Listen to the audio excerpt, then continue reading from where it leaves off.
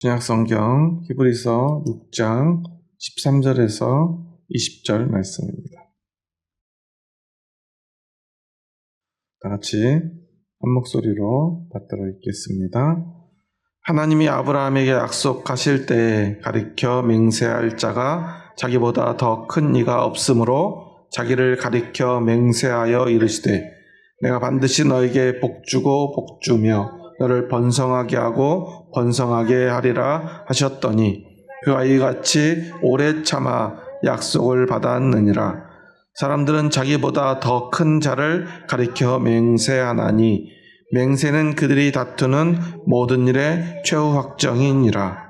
하나님은 약속을 기업으로 받는 자들에게 그 뜻이 변하지 아니함을 충분히 나타내시려고 그 일을 맹세로 보증하셨나니 이는 하나님이 거짓말을 하실 수 없는 이 두 가지 변하지 못할 사실로 말미암아 앞에 있는 소망을 얻으려고 피난처를 찾은 우리에게 큰 안위를 받게 하려 하심이라. 우리가 이 소망을 가지고 있는 것은 영혼의 닷 같아서 튼튼하고 견고하여 휘장 안에 들어가나니 그리로 앞서 가신 예수께서 멜기세덱의 반차를 따라 영원히 대제사장이 되어 우리를 위하여 들어가셨느니라. 아멘.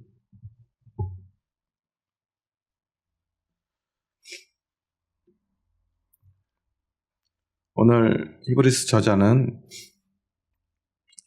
하나님의 약속의 의미가 무엇인가를 우리에게 들려줍니다. 하나님이 아브라함에게 했던 약속을 이야기하면서 오늘 성경에는 맹세라는 단어가 나옵니다. 우리가 보통 어렸을 때는 누구를 두고 맹세하죠? 요즘에도 아이들이 그러는지 모르겠지만 옛날에는 엄마를 두고 맹세하고요. 아이들이 눈높이에는 가장 큰 누군가가 있을 거예요. 보통 그런 사람들을 두고 맹세를 합니다. 그렇게 맹세를 하면 그 맹세가 깨질 때 누가 부끄러워지는 거죠? 그 맹세의 대상이 부끄러워지는 거죠. 저희가 어렸을 때는 엄마를 두고 맹세하는 게 제일 큰 맹세였던 것 같아요. 아이들 엄마를 좋아하니까 엄마의 이름이 더럽혀지는 건 싫잖아요. 그래서 외국에서도 욕할 때 보면은 제일 나쁜 욕이 그런 욕이잖아요. 엄마를 빗대서 하는 욕들. 왜냐면 그것이 사람에게 가장 큰 수치를 주기 때문에 그래요. 우리는 보통 어떤 수치심 때문에 맹세를 합니다. 그것이 담보가 되기 때문에 그래요. 그런 맥락과는 조금 다를 수 있지만 유대인들은 항상 맹세는 하나님의 이름으로 하게 됩니다. 오늘 그것에 대한 의미를 13절에서 이렇게 말합니다. 하나님이 아브라함에게 약속하실 때 가리켜 맹세할 자가 자기보다 더 큰 이가 없으므로 자기를 가리켜 맹세하여. 하나님이 아브라함에게 약속할 때 자기를 가리켜 맹세했다고 말을 해요. 이것은 너무나 그냥 당연한 이야기인데 왜 굳이 이것을 이렇게 기록했느냐면 유대인들에게 맹세는 항상 하나님의 이름으로 하는 맹세이기 때문에 그래요. 오늘 그 본문에 보면 16절에 보면 이런 말씀이 나와요. 함께 읽어볼까요? 사람들은 자기보다 더 큰 자를 가리켜 맹세하나니 맹세는 그들이 다투는 모든 일의 최후 확정이니라. 맹세가 다투는 그 모든 일의 최후 확정이래요. 우리나라에서 만약에 이렇게 하면 어떤 일이 벌어질까요? 누가 왕이에요? 목소리 큰 사람이 왕일 거예요. 우리나라 사람들은 사람들이 하는 맹세를 믿어야 안 믿어요? 안 믿죠. 나 절대 그거 안 했어. 나 진짜 맹세. 믿어요, 안 믿어요? 그렇게 큰 소리로 말하면 더 의심이 되죠. 그런데 유대인들에게는요, 맹세는 이 다투는 일의 최후의 확정이래요. 왜 그럴까요? 그들과 우리가 다르기 때문에 그래요. 우리는 맹세의 대상이 같아요, 달라요? 다르죠. 그렇기 때문에 그 맹세를 믿을 수가 없어요. 그런데 유대인들에게는 맹세의 대상이 다 똑같아요. 그 이름은 바로 하나님입니다. 여호와 하나님의 그 이름을 두고 하는 맹세. 우리가 하나님을 부를 때 하나님의 이름을 부릅니까? 아니면 그냥 하나님이라고 부릅니까? 근데 많은 사람들이 하나님이 하나님의 이름이라고 생각해요. 구약 성경에 보면은 하나님의 이름을 부를 수가 없기 때문에 하나님의 이름을 쓰지 않고요. 빈칸으로 남겨놓거나 아니면 다른 형식의 어떤 그냥 그 막연한 형태의 호칭을 사용을 해요. 예를 들어서 지난 정권 때 V1, V2 이런 거 들어보셨죠? 누구를 가리키는 말이에요? V1, V2, V0 뭐 이런 얘기를 하더라고요. 보통 이제 경비를 서는 경호원들에게 V는 누구죠? VIP. 자기들이 경호를 서야 될 첫 번째 VIP는 대통령이겠죠. 그런데 V1보다 더 무서운 V0가 있었다는 얘기들을 하잖아요. 그러니까 그들에게는 왜 대통령, 영부인, 국무총리 이런 말을 안 쓰고 V 이런 말을 쓰냐면요. 물론 그것이 어떤 암호 같은 것일 수도 있지만 실제로는 그들에게는 굉장히 이름도 함부로 부를 수 없는 높은 분이라는 의미도 가져요. 그 경호원들은 누군가가 대통령에게 총을 쏘려면 어떻게 해야죠? 어떻게 막아야 돼요? 방탄조끼를 이렇게 던져서 막나요? 아니죠. 자기 몸을 알려야 돼요. 그 경호원들에게 최고의 영예는 뭐냐면 자기 경호 대상을 위해 대신 죽는 거예요. 그것을 위해서 평생 훈련받고요. 그 한순간을 위해서 월급 받는 사람들이에요. 그리고 그것을 자랑스럽게 여겨야 돼요. 진짜 그런지는 잘 모르겠어요. 진짜 그럴 수 있을지도 참 사실 잘 모르겠어요. 그런데 아마도 진짜로 그렇게 훈련된 사람들이기 때문에 그 자리에 있지 않을까요? 그처럼 사람에게도요. 어떤 높은 사람들에 대해서는요. 함부로 이름을 부를 수 없듯이 유대인들에게 하나님의 이름은요. 감히 입에 담을 수조차 없는 두렵고 너무나 높으신 분이에요. 그런데 그런 하나님의 이름으로 여호와의 이름으로 그들이 맹세를 해요. 그것은 자신의 목숨을 거는 것보다 훨씬 두려운 일이라는 의미를 가져요. 그런데 여기에는요. 한 가지 전제가 있어요. 모두가 똑같이 그 하나님의 이름을 어떻게 해야 돼요? 두려워하고 경외해야 돼요. 그런데 그들은 그렇게 살았던 것 같아요. 그래서 자기 주장도 해보고요. 소리도 질러보고요. 설명도 해보고요. 다투다가요. 아마 먼저 법적인 어떤 곳까지 갔다 왔을 수도 있죠. 그랬는데도 안 되면 뭐래요? 하나님의 이름으로 맹세를 한대요. 그런데 하나님의 이름을 맹세하면 어떻게 해줘야 이게 맹세가 의미가 있죠? 상대가 믿어줘야죠. 야, 네가 하나님의 이름으로 맹세했어? 그럼 난 믿어. 그래야 그게 최후 확정이 되는 거예요. 교통사고가 났습니다. 한국에서. 내가 잘못한 게 없는 것 같대요. 난 잘못한 게 없는데요. 상대가 안 믿어줘요. 내가 하나님의 이름을 두고 맹세하노니 난 진짜 잘못한 게 없습니다. 그렇습니까? 그럼 돌아가세요. 우리가 그럴 수 있습니까? 그럴 수 없죠. 바로 경찰에 신고하겠죠. 뺑소니범으로.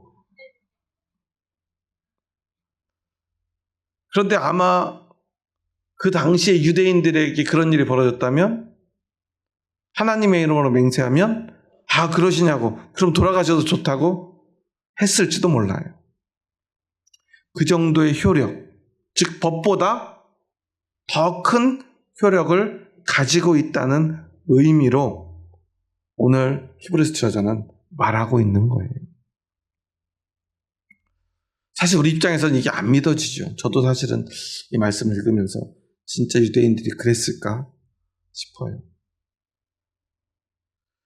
그런데 아마도 제 상상이지만 누군가는 그곳에서 이 맹세를 남용하거나 오용하거나 악용하는 사람도 있었겠죠.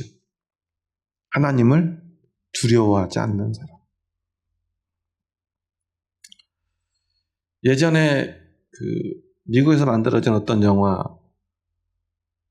보면, 제가 그 영화를 끝까지는 못 봐가지고 잘 정확한 내용은 기억은 안 나지만 한 가지 전제가 있었어요. 세상 사람들이요, 아무도 거짓말을 못해요. 그러니까 말도 안 되는 얘기인데도 다 속마음을 다 얘기해요. 그리고 서로 허허 웃어요.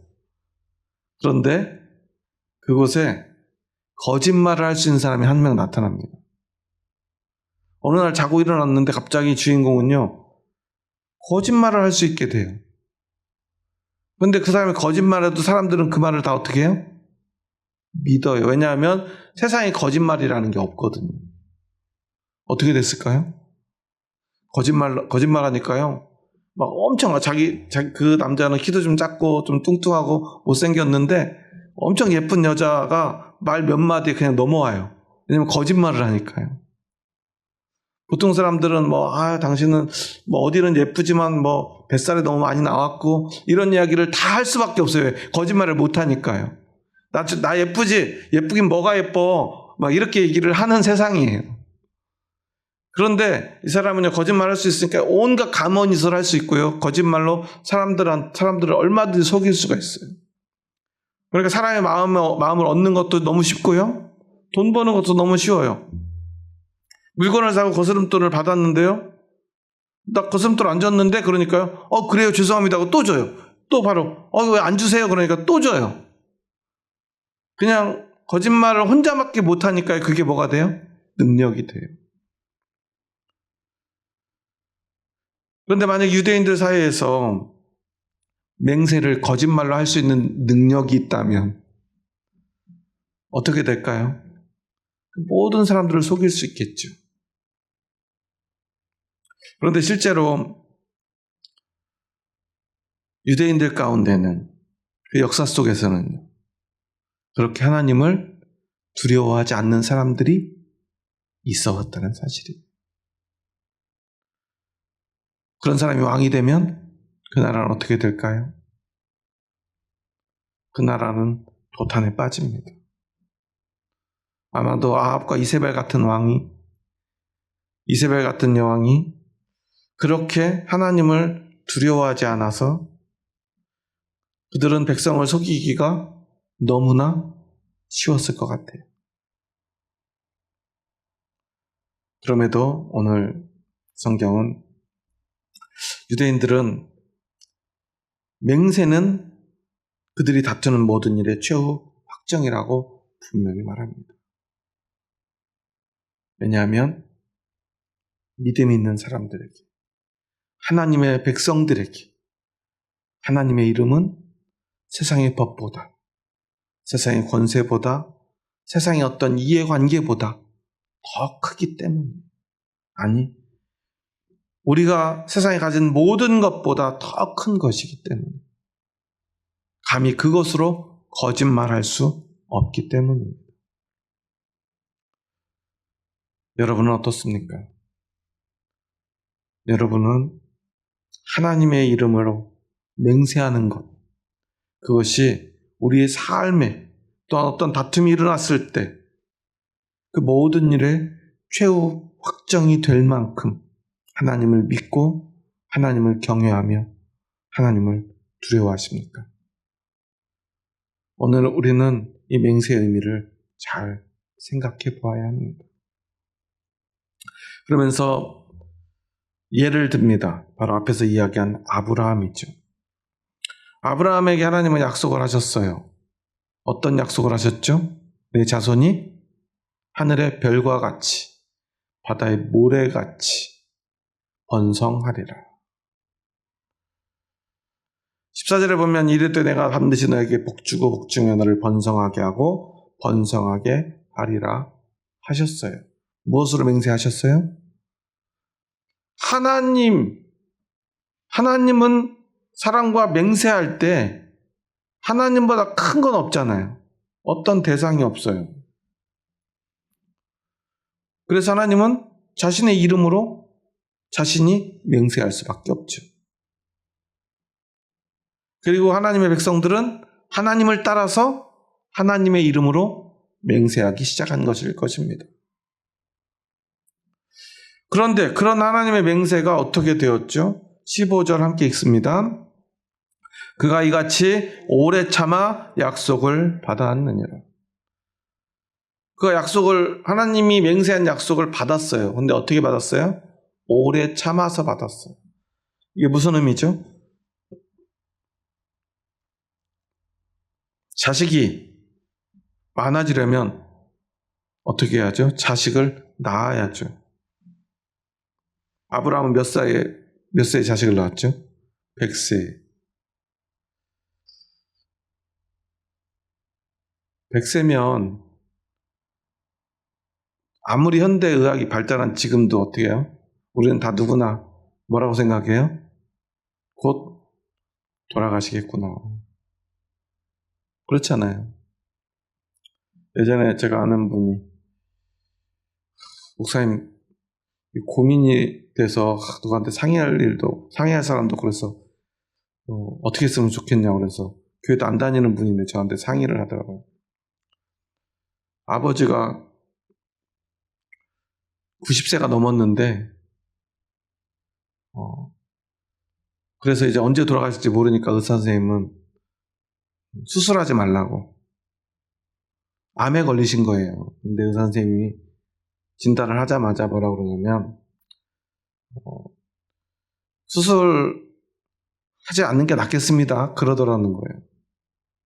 왜냐하면 연세가 이 정도 많으시면 암도 잘 안 크고 혹시라도 수술을 해서 낫는 경우보다 수술 자체의 후유증이 너무 크거나 수술하시고 깨어나지 못하실 수 있으니까 좀 불편하시더라도 참고 좀 약 드시면서 이렇게 사시다가 아마 뒷말은 생략했겠죠.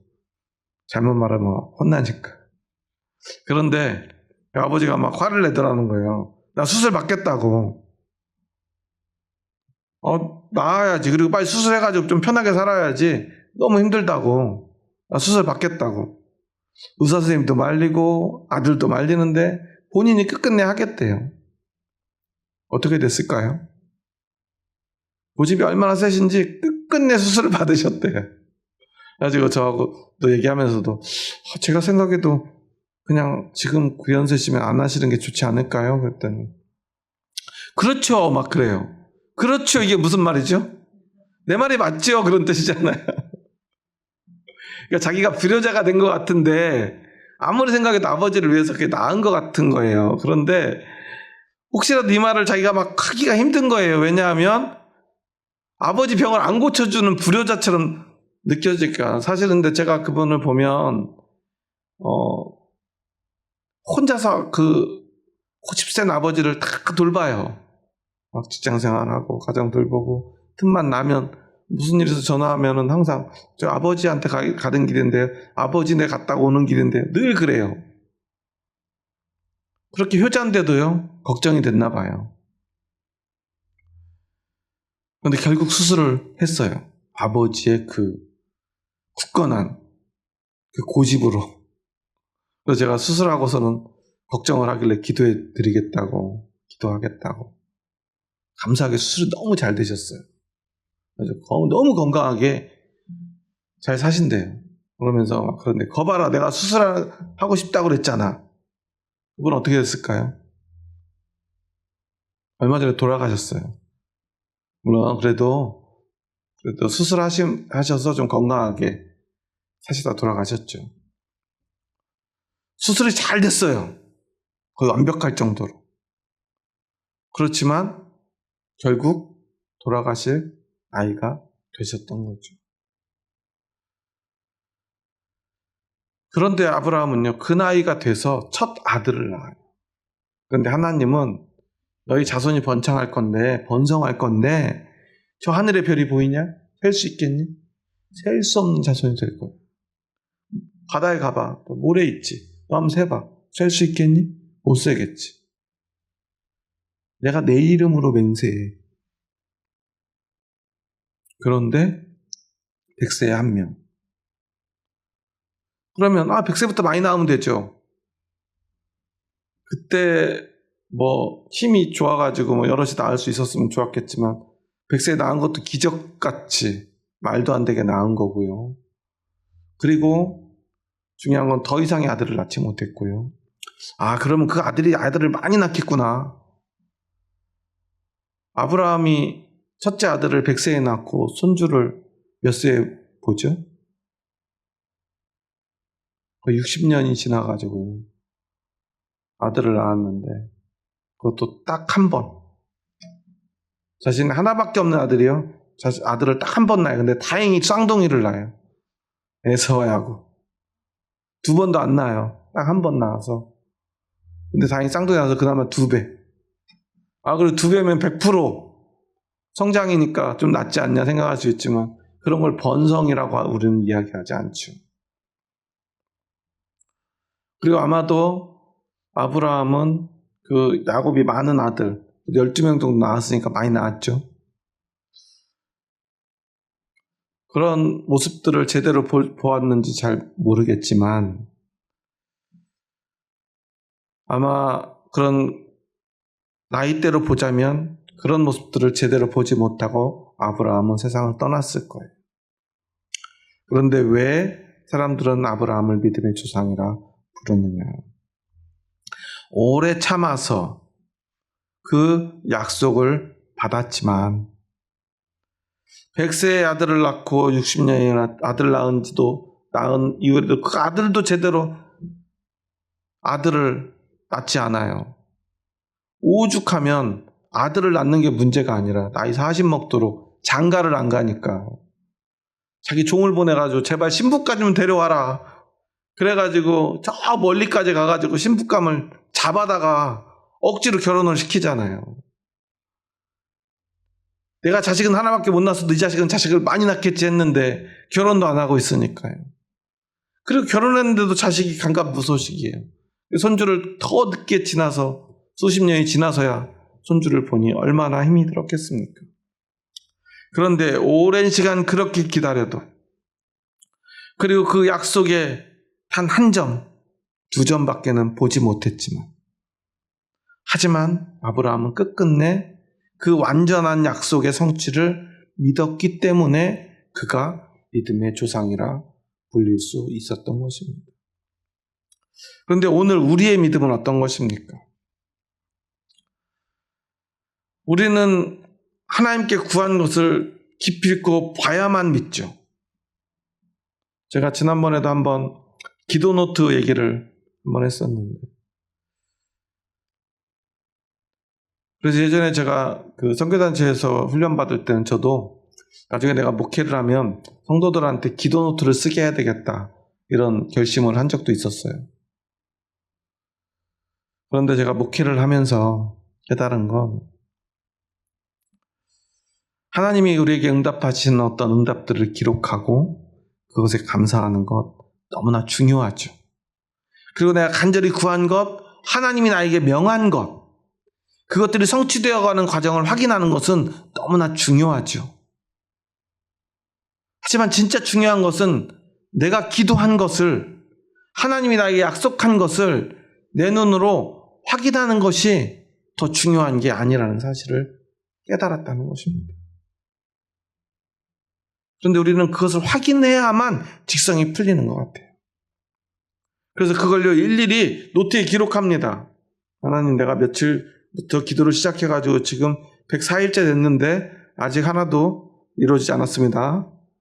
하나님, 내가 이건 정말 중요하다고 6개월 전부터 180일 전부터 기도했는데 아직 하나도 안 이루어졌습니다.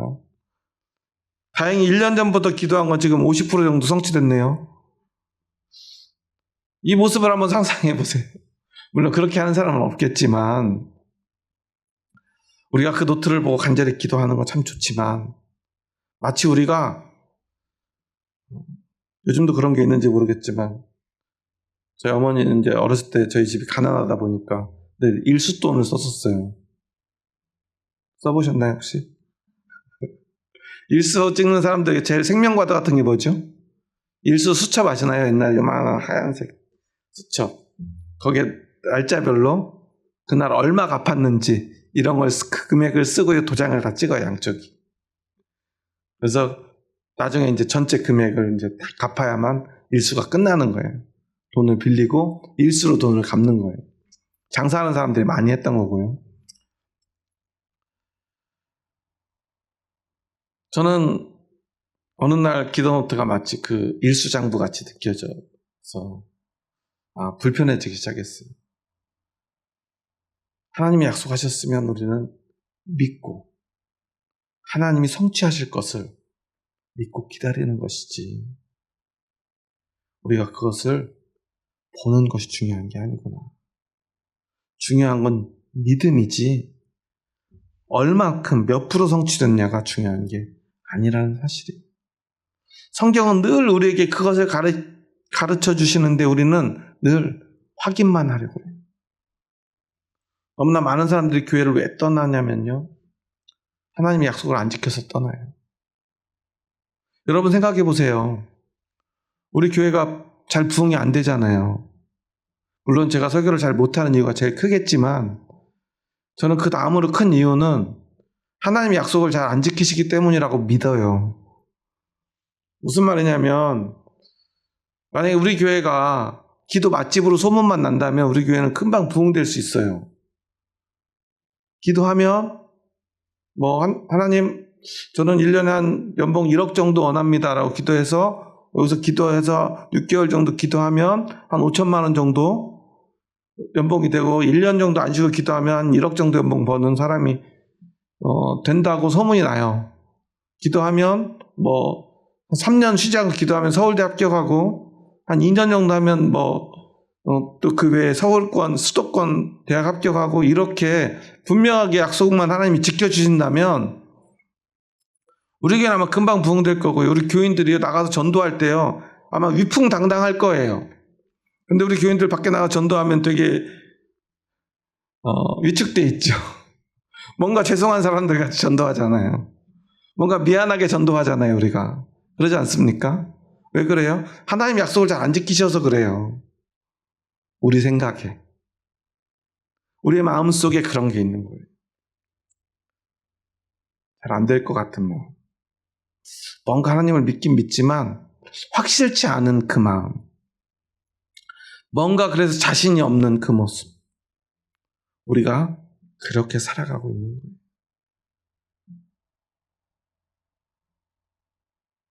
제가 목회를 처음 막 시작하려고 그럴 때 그 권사님에게 들은 조언이 있었어요. 능력 있는 목사가 되어야 된다. 그러려면 뭐가 있어야 돼요? 말씀의 권세와 그 다음에 능력이 있어야 된대요. 은사를 받아야 된대요. 뭐 하면 돼요?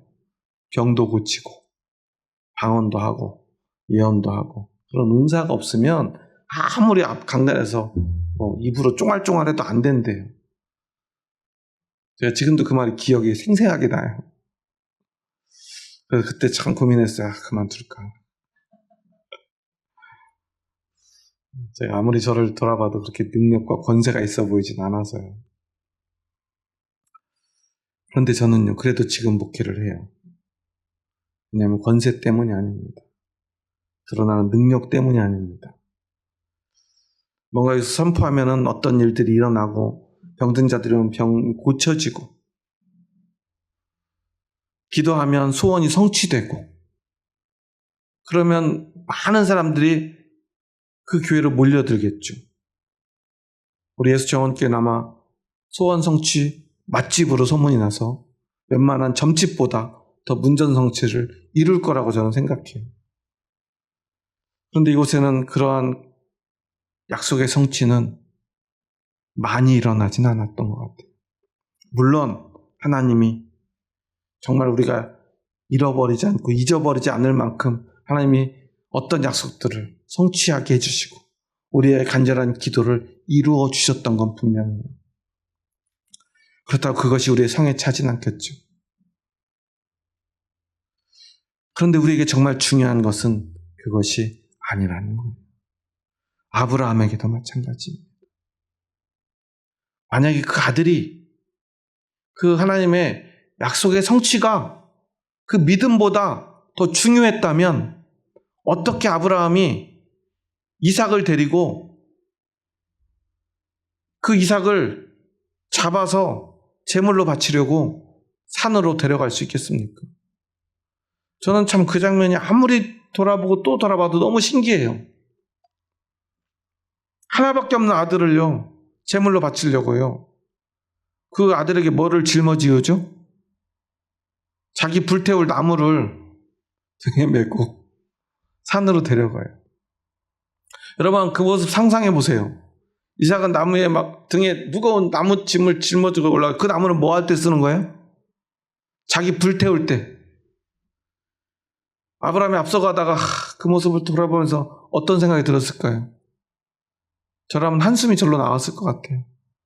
아이고 저건 지가 죽을 줄도 모르고 지가 짊어지고 가는 저 나무가 뭔지도 모르고 저렇게 해맑게 웃고 있네. 그런 생각이 안 들겠습니까? 여러분 제물을 바칠 때 어떻게 바치죠? 소를 바치면요, 먼저 칼로 소의 이 경동맥을 찔러요. 그리고 피를 받아요.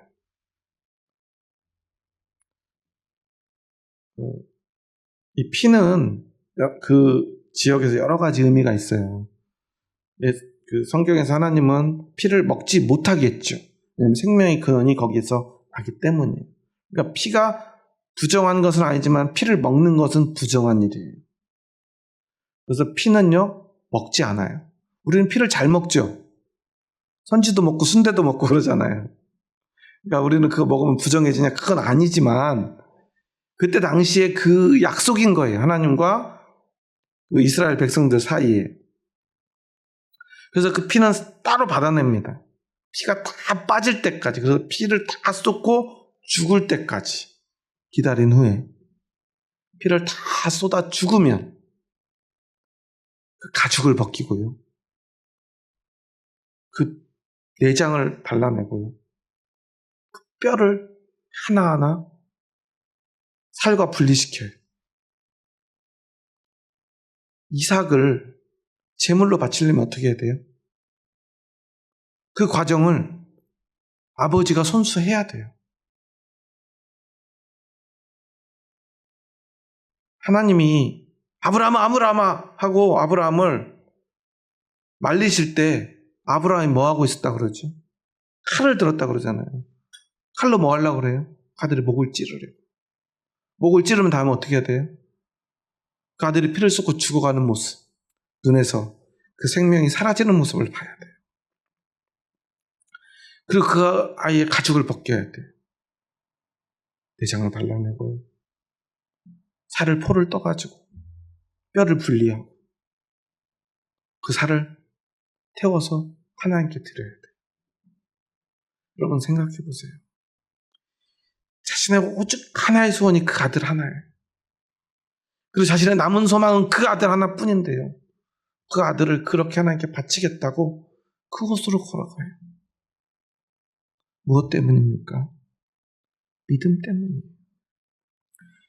약속보다 소원보다 믿음이 더 중요하기 때문이에요. 그리고 앞에서 맹세도 그게 하나님이든 아니면 그 다른 나라에서 그 누구든 맹세를 하려면 자기보다 더 큰 존재 앞에 맹세해야 되잖아요. 우리에게 중요한 것은 무엇이 더 크냐 하는 문제잖아요. 아브라함에게는요, 이 약속이 중요하지 않았던 거예요. 아니, 약속이 물론 중요하죠. 하지만 약속보다 믿음이 더 컸던 것입니다. 그런데도 하나님은 끝없이 맹세와 약속을 이야기합니다. 무슨 말이죠? 너는 나를 믿어. 그러면 내가 그 약속을 지켜줄게. 그런데요, 믿진 않고요. 약속한 거 빨리 내놓으라고. 우리는 그렇게 살아가고 있지 않은지 우리의 모습을 돌아봤으면 합니다. 17절 말씀 함께 읽습니다. 하나님은 약속을 기업으로 받는 자들에게 그 뜻이 변하지 아니함을 충분히 나타내시려고 그 일을 맹세로 보증하셨나니. 이브리서 저자가요 계속 이렇게 얘기를 해요. 하나님이 맹세할 자, 가르쳐 맹세할 자가 없으니까 자기로 가르쳐 맹세했다. 맹세는 최후의 확정이다. 그리고 하나님이 이 약속에 대해서 그 뜻이 변하지 아니함을 충분히 나타내시려고 어떻게 해요? 그 일을 맹세로 보증하셨다. 맹세로 보증했다는 말은 뭐예요? 자기가 아브라함과 약속을 하는 약속의 대상, 맹세하는 사람이면서 자기 스스로가 맹세의 보증. 이 보증이라는 말은 중보자라는 뜻이에요. 성경의 중보자는 누구죠? 예수님 또는 성령님이죠. 그런데 하나님이요, 자기 자신을 그 중보자로 세우셨대요. 이 맹세가 반드시 지켜질 것을 사람들에게 확인시켜 주려고. 그러니까 이 약속을 지키는 주체는 누구예요? 하나님이에요. 하나님이 하실 거예요. 우리는 뭐 하면 돼요? 그렇죠. 믿으면 돼요. 그런데 우리는 믿는 것보다 확인하려고만. 진짜 하실 거죠? 진짜 할 거죠? 저희 딸 얘기하면 안 된다고 맨날 그랬는데, 저희 딸은 저하고 다르게 되게 꼼꼼해요. 항상 계획적이고요. 미리 준비를 하는 성격이에요. 저하고 어떤 약속을 하면 어떻게 할까요? 계속 체크를 해요. 아빠 잊지 않았지? 이렇게 하는 거야. 며칠 몇 시야? 어떻게 할 거야? 아빠가 준비할 건 이거야. 어떻게 얘기를 해요? 계속 확인을 해요. 그럼 제가 뭐라 그래요? 그만 좀 해, 알았어. 너 계속 그러면 안 한다. 물론 저희 딸이 저를 못 믿어서 그러지 않는다는 걸 알아요. 성격이 워낙 준비성이 철저하니까 그런 거죠. 저는 상대적으로 준비성이 철저한 편이 아니고 계획적이지도 않고, 요즘 아이들 말로 뭐 MBTI로 무슨 뭔지 정확히 잘 모르겠지만 T 성향, 뭐 F 성향, 뭐 P 성향, 또 무슨 성향이에요? 하여튼 N인가요? 그런 어떤 성향이 다르대요. 그런데 중요한 건 약속하고 확인하는 게 아니라 약속하고 믿는 게 중요해요. 우리가 돈을 빌릴 때도 뭘로 빌려요? 항상 돈을 빌릴 때는 뭐가 담보되죠? 신용.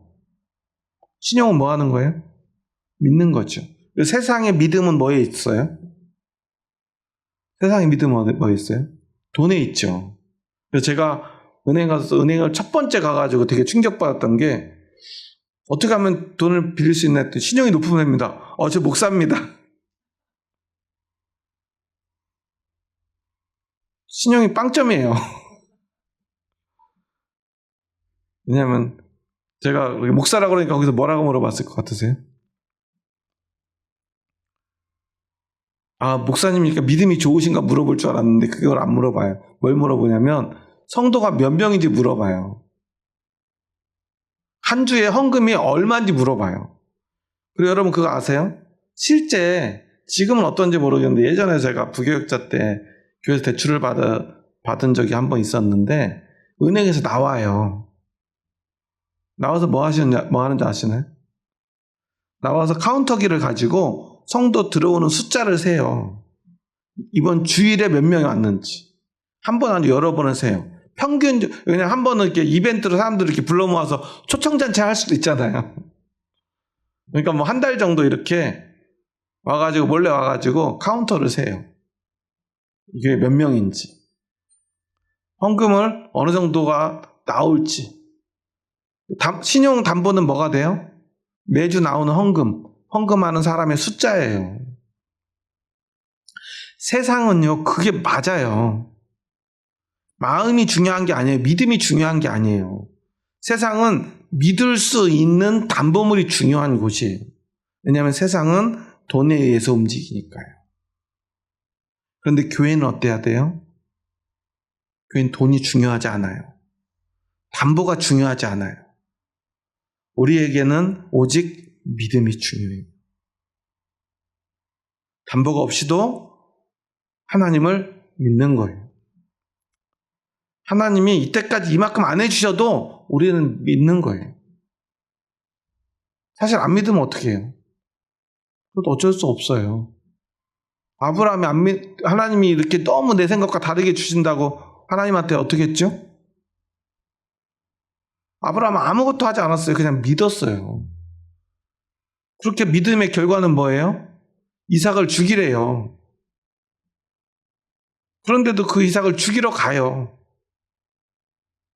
왜냐하면 그에게 중요한 건 담보물이 아니니까요. 이삭이라고 하는 담보물이 아니에요. 약속하신 하나님을 믿는 거예요. 하나님 이거 뺏어가면 안 되는데 하나님 뺏어가셔도 어쩔 수 없어요. 하나님이 주신 것이니까요. 그런데 우리는 그래도 믿어요. 하나님이 약속하셨으니까요. 우리가 한번 18절 말씀 함께 읽습니다. 이는 하나님이 거짓말을 하실 수 없는 이 두 가지 변하지 못할 사실로 말미암아 앞에 있는 소망을 얻으려고 피난처를 찾은 우리에게 큰 안위를 받게 하려 하심이라. 거짓말을 하실 수 없는 두 가지 변하지 못할 사실은 뭐죠? 히브리서가요, 신약성경에서는 제일 어려운 성경에 속해요. 왜냐하면 이런 표현들 때문에 그래요. 갑자기 뜬금없이 하나님이 거짓말을 하실 수 없는 두 가지 변하지 못할 사실로 말미암아. 그냥 이렇게 얘기 안 하고 그냥 직접적으로 하나님과 하나님의 맹세, 이렇게 이 두 가지로 이렇게 써주면 좀 좋은데요. 두 가지 거짓말 하실 수 없는 변하지 못할 사실은 하나님이 약속하셨다는 사실과 하나님이 하나님으로 맹세하셨다는 사실이에요. 여러분 이게 어떻게 느껴져요? 중요하게 느껴지나요? 그렇다면 여러분 하나님의 백성이 맞아요. 근데 세상 사람들은 그걸 중요하게 여겨요, 안 여겨요? 중요하게 여기지 않아요. 예전에 한 토론 프로그램에서 이제 목사님이 나오고요.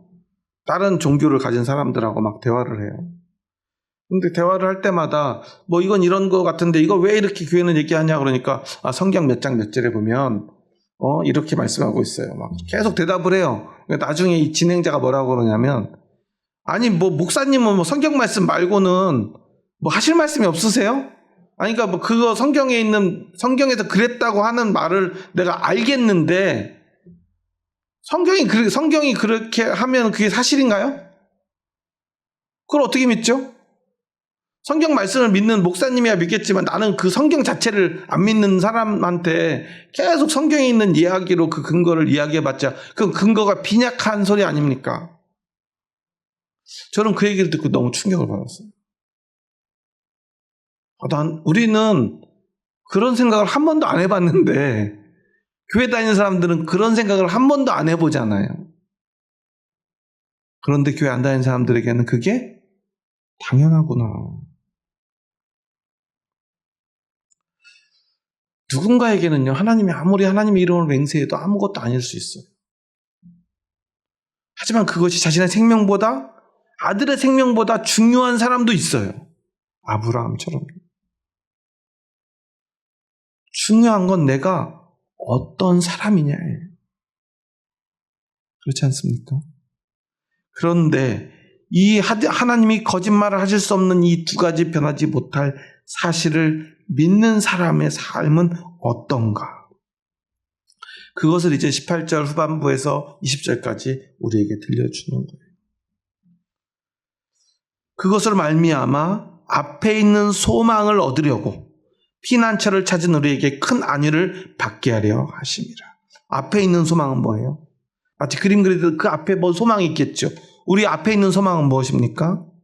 하나님 나라의 영원한 생명과 구원이겠죠. 영생의 소망입니다. 영원한 하나님 나라가 그 앞에 있는 소망이에요. 그 소망은 어떻게 돼요? 소망을 얻으려고 우리는 어디로 가요? 원래는 지금은 이제 성경이 좀 번역이 바뀌었는데 과거에는 피난처를 찾은 우리에게라고 지금은 돼 있죠. 예전에 이것을 소망을 얻으려고 피하는 우리에게 이런 식으로 번역이 돼 있었어요. 왜냐하면 원어의 이 내용이 뜻이 뭐냐면 피난처라는 뜻이 도망치다라는 뜻이에요. 그러니까 피난처를 찾는 우리가 아니라 그 소망을 얻으려고 피하는 우리가 맞죠. 그런데 왜 번역을 이렇게 했냐? 여기서 도망치다, 피하다 라는 카타퓨고는 그냥 도망친다는 뜻이 아니에요. 예를 들어서 살인자가 아니면 강도가 나를 막 칼로 찌르려고 할 때 어떻게 하죠?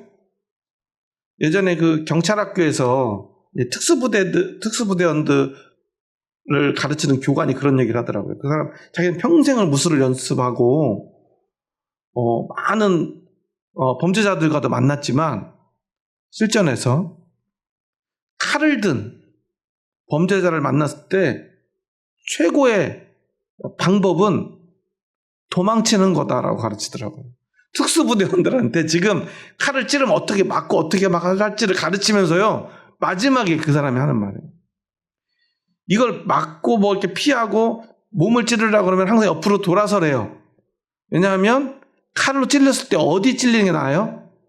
배나 가슴을 찔려서 폐나 심장에 구멍이 나거나 배에 찔려가지고 장기가 손상되는 것보다 팔이 찔리는 게 나으니까 무조건 찔르면 옆으로 돌아서서 팔로 맞으래요. 저는 팔로도 맞기 싫을 것 같은데 팔로 맞으래요. 그러면 살 수 있대요. 그리고 막 그 사람을 찌르려고 그러면 막 이렇게 막지 말래요. 이렇게 막으면 막 나를 죽이겠다고 있으니까 찌르는 사람은 힘을 감당할 수가 없대요. 보통 사람들은 이렇게 한두 번 막는데 막다가 칼이 한번 몸에 살짝 스치면 그 칼이 들어오는 그 충격 때문에 보통 패닉에 빠져가지고 바로 힘이 빠진다는 거예요. 과거 이태원 살인 사건에서도 그런 일이 실제로 일어났잖아요. 실제로 그 젊은 청년을 죽인 그 미국인은 2명이 들어갔는데 법원은 그 피해자가 덩치가 크기 때문에 당연히 더 덩치가 큰 그 미군이 죽였을 거라고 생각을 하고 그 사람을 그 살인범으로 이렇게 기소를 하고 재판을 했는데 나중에 사실이 밝혀졌죠. 키가 작은 그 동료가 사실은 자기가 죽여놓고 더 덩치 큰 자기 동료에게 죄를 뒤집어 씌웠죠. 서로 자기가 범인이 아니라고 그러니까 다 풀어져 버렸잖아요. 한국 법원에서. 그런데 그때도 더 덩치가 크지만 칼을 쓰려는 그 범인이 막 칼을 찌르고 한 번 딱 찔리니까 그 훨씬 힘이 세고 덩치가 큰 피해자도 순간적으로 아마 패닉에 빠져서 결국 그 칼로 찌르는 것을 막으려다 실패했을 거라고 얘기를 하더라고요. 그러니까 뭐 말씀 속에 이런 팁은 배워봐도 쓸모없겠지만 혹시 위험한 상황이 오면 몸으로 막지 말고 바짝 붙어버리면 찌를 수가 없대요. 위로 이렇게 칼을 더 찌르려고 하는데 몸속에 들어오면 찌를 방법이 없대요. 몸 바짝 붙어가지고 상대방 몸에 붙어 상대방 몸을 밀어내고 그 다음에 뒤도 돌아보지 말고 있는 힘껏 달려가래요. 그리고 실제 사건 가운데 그렇게 생존한 사람이 있대요. 한 40대 중년 여성이었는데 한 지하주차장에서 차에서 내리자마자 강도를 당했대요. 칼에 찔렸대요. 그런데 칼에 찔린 상태에서도 있는 힘껏 강도를 밀어내고 쩔룩거리면서 도망가고 또 따라오는데 또 밀어내고 도망가가지고요. 온몸에 상처가 났는데도 살아났다는 거예요. 병원까지 그렇게 온몸이 칼에 찔린 채로 달아났기 때문에 살 수 있었대요. 왜냐하면 강도가 끝까지 쫓아올 수는 없기 때문에. 사람들이 있으니까. 이처럼요. 우리는 그런 생존의 위협 앞에서 살기 위해 몸부림치는 사람들이죠. 그렇지 않습니까? 그런데 그렇게 도망가는 도망과 오늘 이 성경에서 말하는 이 피난, 도망가는 것은 전혀 다른 의미예요. 왜 이것을 피난처라고 이야기를 하냐면요. 오히려 살인을 저지른 사람. 그런데 실수로 사람을 죽였어요. 그럼 당시에는 그들의 그 율법에 따라서 사람의 목숨을 해야만 어떻게 돼요? 손에는, 눈에는 눈, 이에는 이. 죽어야 돼요. 근데 그냥 지금처럼 재판을 하는 게 아니에요. 그게 가족이나 이웃이나 형제들이요, 때려 죽여요. 그러니까 얼마나 무섭겠어요. 실수로 사람을 죽였어요. 아니면 의도해서 죽였든 어쨌든 사람을 죽이거나 어떤 죄를 지은 사람이요, 살기 위해서 당시에 도피성이라는 곳이 있어요. 그곳에 들어가면요, 아무도 사람을 죽일 수 없어요. 그곳에 들어간 사람은 아무도 벌할 수 없어요. 그래서 자신을 죽이려고 그 가족들이, 형제들이 막 쫓아옵니다. 죽으라고 도망가요. 어디로 도망가요? 도피성까지 들어가서 문 안에만 들어가면 살 수 있어요. 그것을 이야기하는 거예요. 마치 우리가요, 이 땅 가운데 죄 가운데 죽다가 내가 죄로 세상에서 멸망하지 않기 위해서 살기 위해서 몸부림치면서 피난처를 향해 이 도피성을 향해 달려가는 그 모습을 이야기하는 거예요. 그래서 피난처를 찾은 우리에게 큰 안위를 받게 하려 하심이라. 여러분 생각해 보세요. 내가 여기 안에 도피성 안에만 들어가면 살고요, 들어가기 전에 잡히면 죽어요. 그런데 그 안에 싹 들어갔어요. 어떻게 될까요? 아마 저라면 그냥 땅바닥에 주저앉을 것 같아요. 살았구나. 우리에게 큰 안위를 받게 하려 하십니다. 여기서 안위가 뭐예요? 살았구나. 우리 그리스도인들의 안위는 바로 그것입니다. 내가 살았다는 것. 나에게 영원한 생명의 소망이 저곳에 있다는 그 사실. 그것이 우리의 안위입니다. 우리의 평안입니다. 우리의 소망입니다. 그래서 19절에 보면 우리가 이 소망을 가지고 있는 것은, 그런 소망, 이 도피성과 같은 하나님 나라의 영원한 구원, 그 생명의 안위는 우리에게 뭐가 됩니까? 영혼의 닷 같아서 튼튼하고 견고하여 휘장 안에 들어간다. 닷은 뭐죠? 배를 정박시킬 때 땅에 내리는, 바다 밑 깊은 곳 땅까지 닿도록 긴 줄에 큰 쇠 갈고리를 걸어서 땅에다 내려놓죠. 그럼 그것이 배를 흔들리지 않게, 떠내려가지 않게. 그러니까 이 믿음은, 이 소망은 우리를 흔들리지 않게 하는 것입니다. 세상으로 떠내려가지 않게 하는 거예요. 나를 지켜주는 거예요. 그리고 그것이 바로 우리를 휘장 안에 들어가게 한단 말입니다. 우리 다시 한번 마지막으로 19절 20절 말씀 읽고 오늘 말씀 마칩니다. 우리가 이 소망을 가지고 있는 것은 영혼의 닷 같아서 튼튼하고 견고하여 휘장 안에 들어가나니, 그리로 앞서가신 예수께서 멜기세덱의 반차를 따라 영원히 대제사장이 되어 우리를 위하여 들어가셨느니라. 휘장은 뭐죠? 성막과 예루살렘 성전 안에 있던, 그것을 가리던 그 지성소 앞을 가리고 있던 휘장을 말해요. 그 안에는 뭐가 있죠? 언약궤가 있고 뭐 여러 가지 몇 개가 있지만 중요한 건 그곳에는 하나님의 영광이 있습니다. 아무나 들어갈 수 있어요, 없어요? 없죠. 대제사장만 들어갈 수 있는데 예수님이 직접 자신의 피로 그 휘장을 찢어버립니다. 그리고 이제 누구라도 예수 그리스도의 피를 믿는 사람은 그 휘장 안에 들어갈 수 있습니다. 그곳엔 누가 기다리고 있습니까? 하나님의 영광이 우리를 기다립니다. 하나님의 약속이 우리를 기다립니다. 그래서 그 휘장 안은 하나님의 나라가 됩니다. 왜냐하면 그곳에 하나님이 있기 때문에. 그런데 앞서가신 예수께서 멜기세덱의 반차를 따라 어떻게 됐어요? 영원히 대제사장이 됩니다. 그냥 제사장이 아니라 영원히 대제사장이 돼요. 더 이상 다시 피의 제사를 드릴 필요가 없는 완전한 제사로 영원히 대제사장이 되어 그가 그곳 그 휘장 안으로 앞서가십니다. 우리는 예수님을 따라가면 우리가 어디로 가게 된다는 거예요? 그 휘장 안에 들어가게 된다는 거예요. 그것은 바로 하나님의 나라입니다. 지금 예수님은 하나님의 우편에 앉아 계시다고 우리는 고백하지요. 그래서 우리가 예수님을 믿는 것은 우리가 하나님의 나라에 가는 유일한 길이 되는 것입니다. 그곳에 예수님이 먼저 가셨기 때문에 이 믿음이 우리의 영원한 닻이 될 줄로 믿습니다. 우리의 삶의 평안은 돈과 명예와 권력이 있지 않습니다. 성공이 있지 않습니다. 우리가 원하는 어떤 소원의 성취에 있지 않습니다. 그것을 약속하신 약속을 믿는 믿음에 있고요. 그 믿음을 통해 우리는 예수님 따라 그 영원한 휘장 가운데로 들어가는 것입니다. 이것이 우리의 참 평안의 기준이 되고 조건이 될 줄 믿습니다. 오늘 그 믿음으로 하나님의 나라, 그 영원한 소망 가운데로 나아가는 저와 여러분 될 수 있기를 주님의 이름으로 축원합니다. 기도하시겠습니다. 하나님 감사합니다. 저희 부족하고 연약한 자들 사랑하셔서 저희들을 주님의 뜻 가운데로 불러주시니 감사합니다. 먼저 우리를 향하여 맹세하여 주신 줄 믿습니다.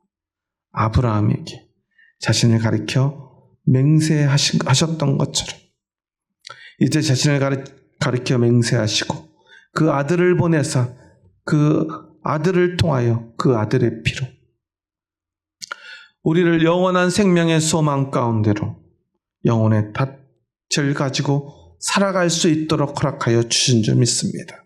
이제 우리가 어디로 가야 될 사람인지 기억하게 하시고 죽음의 두려움 앞에 도피성으로 달려갔던 그 어느 유대인처럼 오늘 우리가 그렇게 영원한 하나님 나라의 도피성으로 달려가게 하여 주시옵소서. 그리고 그렇게 그곳에서 주님 만나는 그 순간 우리가 영원한 기쁨을 누리게 될 줄 믿습니다. 오늘 그 나라 위하여 오늘의 삶을 살아갈 수 있는 저희들이 되게 하여 주시옵소서. 나의 소원 성취보다 하나님이 하신 그 약속이 그리고 그것을 믿는 믿음이 더 소중한 삶을 살아가게 하여 주시옵소서. 이제는 우리 주 예수 그리스도의 은혜와 하나님의 사랑하심과 성령님의 교통하심, 오늘 오직 하나님의 약속을 믿는 그 믿음만 가지고 하나님 나라만 소망하며 살아가겠노라 믿음으로 고백하는 이 자리에 머리 숙인 한 영혼 한 영혼 머리 위에 이제로부터 영원토록 함께 하시기를 간절히 축원하옵나이다. 아멘.